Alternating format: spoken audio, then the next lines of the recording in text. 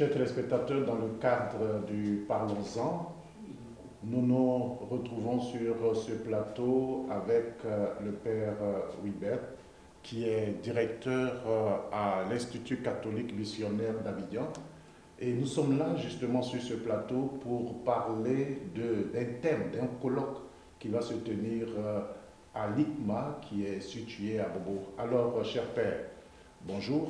Bonjour. Alors, nous avons décidé aujourd'hui de vous recevoir sur ce plateau parce que vous devez aborder à cet institut un thème important qui regarde un peu l'Afrique. Quand on parle de sorcellerie, il s'agit de choses qui regardent l'Africain, on peut dire, même si ce n'est pas typiquement africain, mais chez nous ici, la sorcellerie a pris une certaine ampleur, à tel point que quand on parle de sorcellerie, on a des craintes, on a aussi des besoins. Alors, vous avez décidé de parler de sorcellerie dans un colloque qui a pour thème la foi chrétienne face à la sorcellerie. Quelle perspective théologique et pastorale pour l'Église sociale africaine? Alors, mon père, pourquoi est-ce que vous décidez comme ça de parler de sorcellerie? Merci beaucoup, Père Augustin. Le thème de la sorcellerie est un thème d'actualité en Afrique et vraiment dans le monde entier. Suite aux demandes de quelques paroissiens et surtout en regardant de la situation réelle, nous avons jugé bon, lors de notre 7e colloque international, d'aborder ce thème sur la sorcellerie. Effectivement, ça va se dérouler du 5 au 6 avril chez nous à l'ICMA, qui se trouve bien sûr à Bobo. L'Institut catholique missionnaire d'Abidjan se trouve entre la gare de Sotra d'Abobo et la nouvelle gare. Et le but principal de ce thème, c'est vraiment aider nos chrétiens et même toutes les personnes de la bonne volonté à comprendre davantage la sorcellerie pour pouvoir surmonter la peur qui est autour de la sorcellerie. Alors, nous reviendrons de long en large sur ce thème-là. Bon, vous avez parlé de l'ICMA. Pour nos téléspectateurs qui nous regardent, on parle de l'ICMA, c'est l'Institut catholique missionnaire d'Abidjan.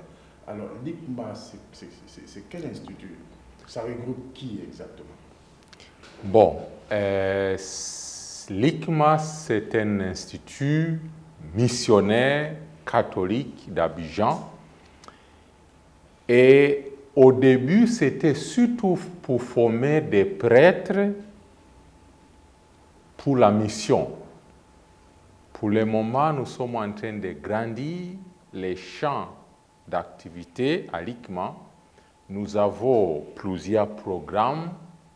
Premier programme, c'est ce que nous appelons les programmes des premières phases de la philosophie. Premier cycle de philosophie qui aboutit à une licence en philosophie validée par les CAMES. Deuxième volet, c'est le premier cycle de la théologie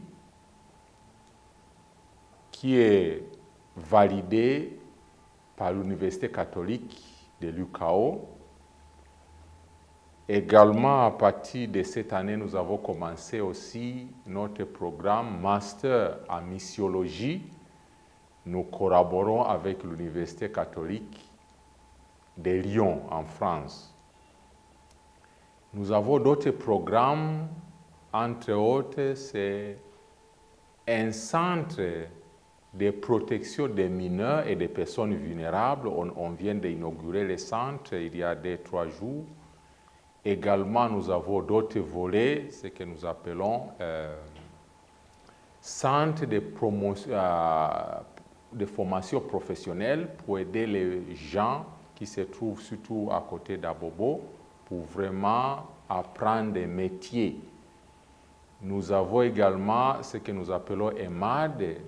Ça, c'est une formation dans plusieurs thèmes missiologiques. Nous avons aussi ce que nous appelons FTL, formation de théologie pour les laïcs. Chaque samedi, on a plusieurs laïcs qui suivent la formation. Et à partir de cette année, nous avons aussi commencé la formation des laïcs en ligne. Ça veut dire pour ceux qui ne peuvent pas se déplacer, ils peuvent suivre étant à la maison. Vous faites donc beaucoup de choses dans cet institut et donc vous êtes dans le champ missionnaire. Et normalement, comme vous l'avez dit, c'était pour former des missionnaires, pour aller vraiment évangéliser. Et maintenant, est-ce que cette manière d'élargir les ponts ne vous rend pas statique? Merci beaucoup. L'Institut a bientôt cette année va fêter 15 ans depuis son existence et nous maintenons toujours la vision missionnaire. Tout ce qui est fait vraiment est animé par notre conviction que nous devons répondre à l'appel missionnaire de l'Église. Donc, c'est toujours former les acteurs du monde nouveaux, poussés par cet aspect missionnaire. Surtout aussi en lien avec les papes actuels, le pape François qui nous invite à être une église assortie. Ça veut dire sortir, rencontrer les personnes les plus vulnérables, entre autres les jeunes qui doivent aussi se former pour les petits métiers, entre autres les personnes vulnérables. C'est pourquoi nous avons ces centres de protection des mineurs et des personnes vulnérables. Et bien sûr, nous avons aussi commencé la philosophie en vue d'aider même des laïcs, parce que la philosophie peut aboutir à d'autres formations. Alors, nous allons revenir à ce colloque-là. Vous avez dit que c'est le 7e colloque. Et déjà l'année passée, quel a été le thème? Parce que vous utilisez quand même des thèmes qui accrochent.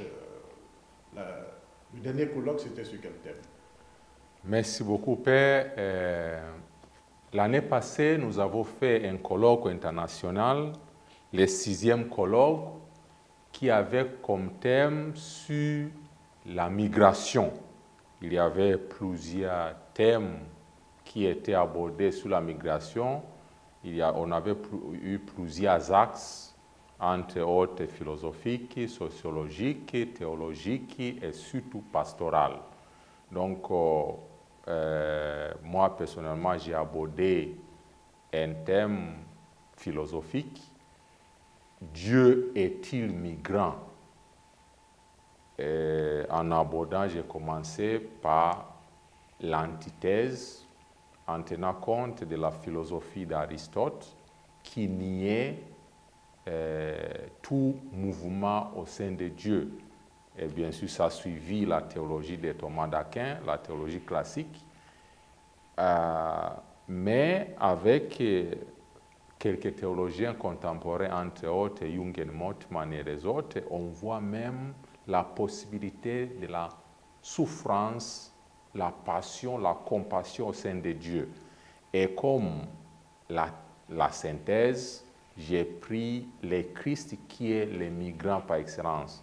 D'abord, en commençant par sa naissance, il est né avec des parents en migration et tout au long de sa vie, en tout cas, il a vécu cet aspect de migration. Et j'ai même avancé une opinion théologique en disant que nous pouvons comprendre même les mystères de l'incarnation comme, en quelque sorte, un symbole de migration, parce que Dieu devient un être humain, c'est un mouvement vers l'être humain. Et aussi, le retour de Jésus au sein de son Père, c'est un autre mouvement aussi migratoire. Quand vous parlez, nous n'allons pas aborder ce thème aujourd'hui, il est déjà passé, mais pour nos téléspectateurs qui nous regardent, qui ne peuvent pas participer à ce colloque, Nous, quand on parle de migration, aujourd'hui, on voit ceux qui traversent les mers pour aller de l'autre côté en Europe. Et par rapport à cela, succinctement, qu'est-ce que sur le plan pastoral ce colloque-là a apporté? En tout cas, il y avait eu plusieurs solutions proposées, mais en résumé, c'était conscientiser tout le monde d'être impliqué. Parce que lorsque nous travaillons en réseau, nous pouvons faire beaucoup de choses. Donc, le but, c'est vraiment inviter les gens, toutes les personnes de bonne volonté, de collaborer en réseau à tous les niveaux, vraiment de diminuer l'impact des migrations. Je me rappelle, par exemple, dans notre maison généraliste à Rome, on a accepté l'invitation des papes d'accueillir les migrants. Donc, depuis il y a plusieurs années, il y a toujours les migrants dans la communauté, au moins 2, 3. Parce que même au sein de la maison du pape, il a accueilli aussi les migrants musulmans. Donc, c'est vraiment conscientiser tout le monde qu'on peut faire quelque chose. Et on peut même dire, nous sommes tous migrants. D'accord, nous sommes tous migrants. Vous en avez débattu l'année dernière et cette année, vous relancez un colloque même maintenant sur le thème de la sorcellerie. Alors, qui est sorcier? Le sorcier s'est défini comment le sorcier? C'est qui? Souvent, on nous dit que tous nous sommes sorciers. Bon, peut-être que c'est en élargissant le thème, mais qui est sorcier en tant que thème? Bon, merci beaucoup, Père, pour la question. Effectivement, je ne peux pas donner une réponse exhaustive parce que le but même de ce colloque, c'est vraiment faire un échange systématique et systémique sur cet aspect de sorcellerie. Pour éviter des jugements hâtifs sur tel est un sorcier sans des preuves. Donc, ce colloque va nous aider à étudier au point de vue anthropologique lorsque l'être humain entend un sorcier, comment il réagit et comment peut-être plus ou moins justifier, oui, c'est un cas de sorcellerie. Parce qu'on peut aussi nous tromper. Au Burkina Faso, il y a beaucoup de vieilles mamans accusées d'être sorciers, en effet, ils ne le sont pas. Donc, c'est effectivement le but de ce colloque, c'est clarifier toutes ces questions. Et il y aura d'autres axes qui vont aussi analyser au point de vue biblique.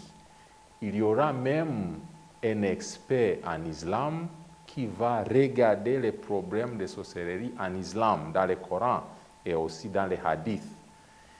Également, nous allons aborder au point de vue théologique, mais nous allons passer beaucoup de temps pour regarder les problèmes dans le contexte pastoral.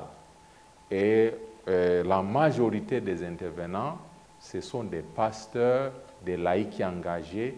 Il y aura même un sorcier converti qui va partager de l'intérieur. Merci beaucoup. Vous savez, les gens aujourd'hui, ce qu'ils attendent, parce qu'ils veulent savoir qui est sorcier pour ne pas aller dans la même direction que cette personne ou fréquenter cette personne. Je vous ai posé la question de savoir qui est sorcier parce qu'aujourd'hui, il suffit de vieillir un peu mal et d'être édenté, d'avoir un peu une certaine laideur pour qu'on vous taxe de sorcier ou de sorcière. Il suffit simplement que nos mamans-là aient des visages un peu froissés et qu'elles soient toujours tranquilles dans leur maison pour qu'on dise qu'elles sont sorcières.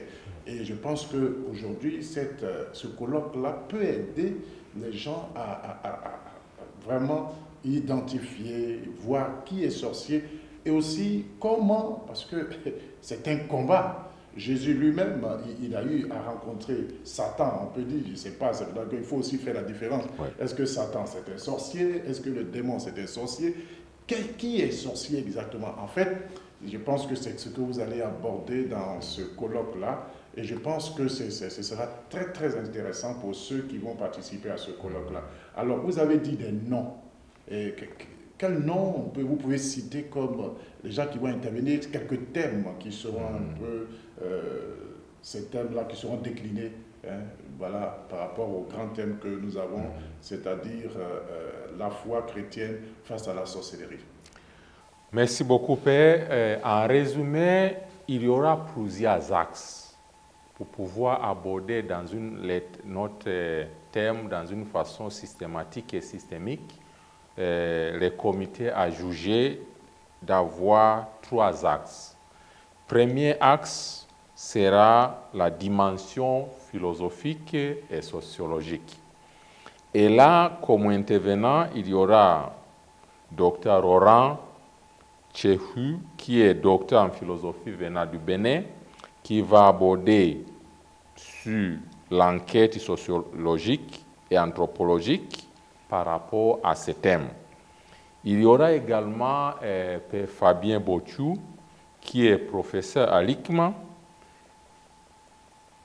Son champ d'expertise, c'est les religions traditionnelles africaines. Donc, il va aborder ces thèmes à partir des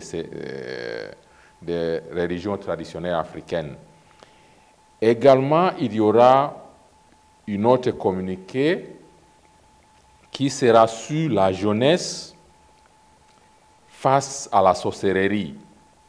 Ce thème sera abordé par le docteur Marie-Thérèse Mengue, qui est sociologue, qui enseigne au Cameroun.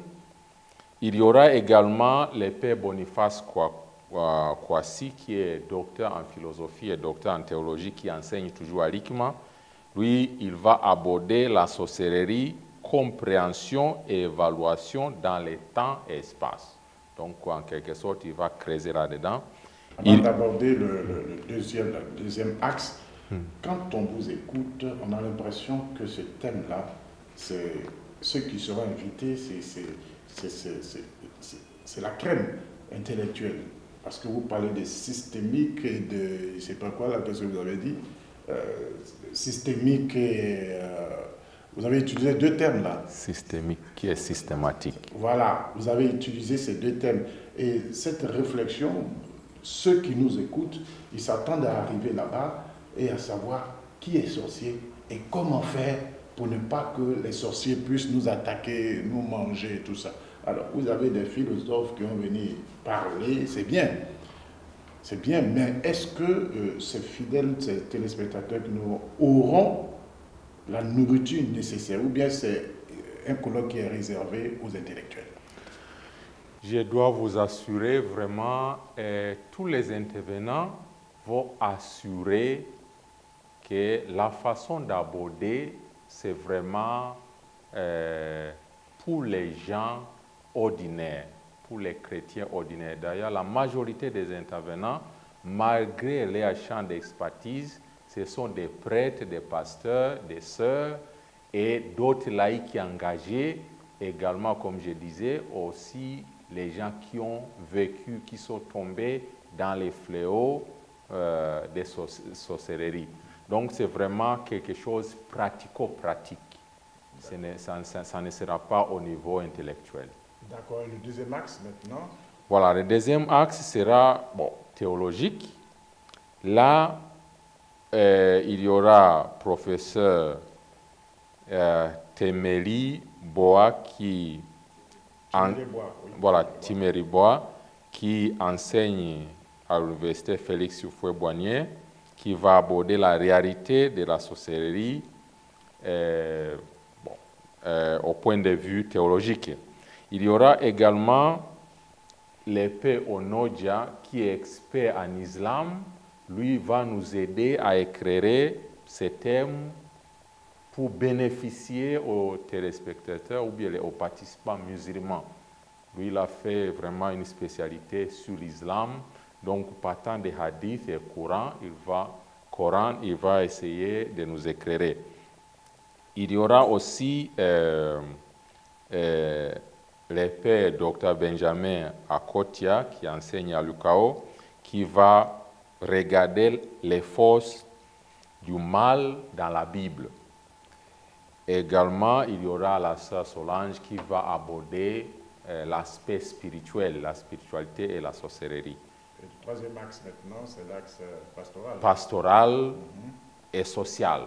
C'est vraiment l'axe, si on peut dire, la plus importante. Quelles sont les 2 ou 3 personnes qui vont intervenir? Voilà. Susciter un peu. Parmi les intervenants, il y aura Monseigneur Dominique Guibilé, qui est au Togo, dans les diocèses de Depaon.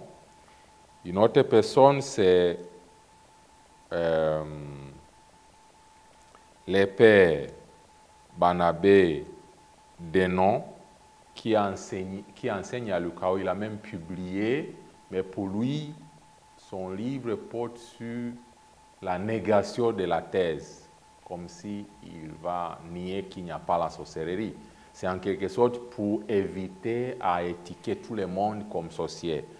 Il y aura aussi le père que vous connaissez bien, Norbert Eric Abécan, qui va aussi aborder l'aspect pastoral face au problème de sorcellerie.